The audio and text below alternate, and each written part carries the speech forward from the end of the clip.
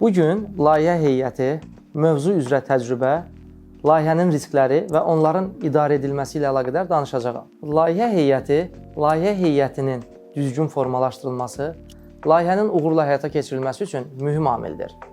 Donorlar üçün layihə heyətinin uyğunluğu və təcrübəsi əsas meyar kimi qiymətləndirilir. Bu səbəbdən hər bir komanda üzvünün layihədəki rolu, təcrübəsi və məsuliyyətləri aydın şəkildə təsvir olunmalıdır. Mən layihə heyəti ilə bağlı məlumatlarla əlaqədar istərdim case studylər üzərindən fikirlərimi bölüşüm. Təsəvvür edin ki, bir ekoloji layihə həyata keçirirsiniz.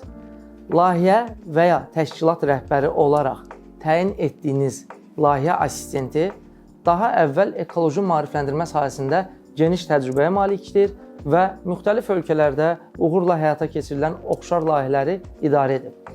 Məsələn, A layihə rəhbəri kimi son 5 ildə müxtəlif ekoloji təşəbbüslərdə iştirak etmiş və bu layihələr çərçivəsində 5000-dən çox insana maarifləndirici təlimlər keçib.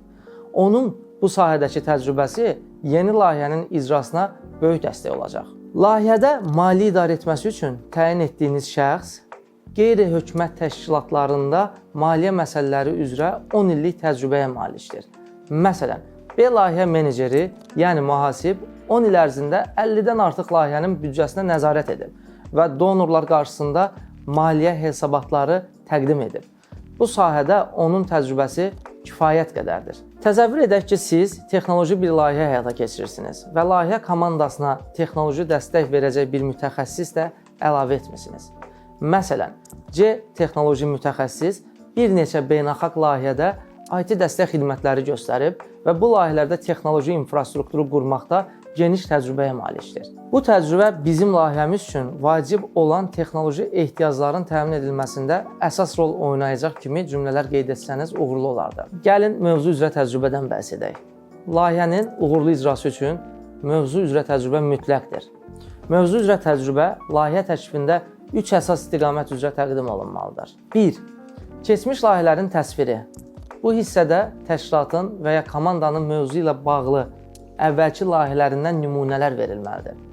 Məsələn, biz daha əvvəl D layihəsini həyata keçirdik. Bu layihə çərçivəsində 2000 gəncə təlimlər keçdik və onların peşə hazırlığını artırdıq. Gənclərdən 200 nəfər yeni peşə üzrə artıq əmək fəaliyyətinə başlayıblar.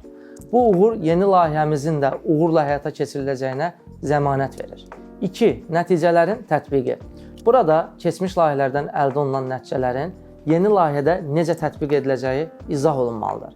Məsələn, E layihəsində əldə etdiyimiz nəticələrə əsaslanaraq biz gənclərin peşəkar bacarıqlarını artırmaq üçün yeni yanaşmalar tətbiq edəcəyik. Bu yanaşmalar sayəsində daha geniş auditoriyaya çatmağı və daha dərin təsir yaratmağı planlaşdırırıq. 3. Yerli və beynəlxalq əməkdaşlıq. Mövzu üzrə təcrübə eyni zamanda təşkilatın və komandanın digər təşkilatlar və qurumlarla əməkdaşlıq etmək təcrübəsini də əhatə etməlidir. Məsələn, F layihəsində biz yerli hökumət və beynəlxalq təşkilatlarla sıx əməkdaşlıq etdik. Bu əməkdaşlıqlar nəticəsində layihəmiz geniş dəstək qazandı və təcrübəni yeni layihəmizdə də tətbiq edəcəyik. Gəlin, risklər və onların idarə olunması istiqamətində də danışaq.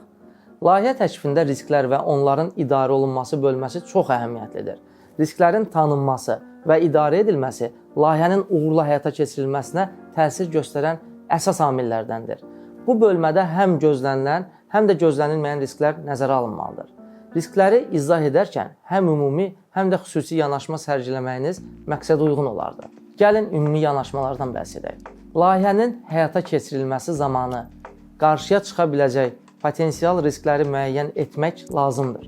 Bu risklər layihənin müxtəlif mərhələlərində yarana bilər və ya onları vaxtında aşkar etmək üçün müvafiq təhlil aparılmalıdır. İndi isə risklərin idarə olunması strategiyalarından danışaq. Mümkün risklərin qarşısının alınması üçün nəzərdə tutulan strategiyalar aydın şəkildə göstərilməlidir. Bu, donorlar üçün layihənin nə qədər yaxşı planlaşdırıldığını və risklərin necə idarə olunacağını nümayiş etdirir. Məsələn, gecikmə riskinin aradan qaldırılması üçün biz icazələrin alınması prosesinə erkən başlayacağıq və prosesin sürətləndirilməsi üçün yerli idarələrlə yaxın əməkdaşlıq edəcəyik.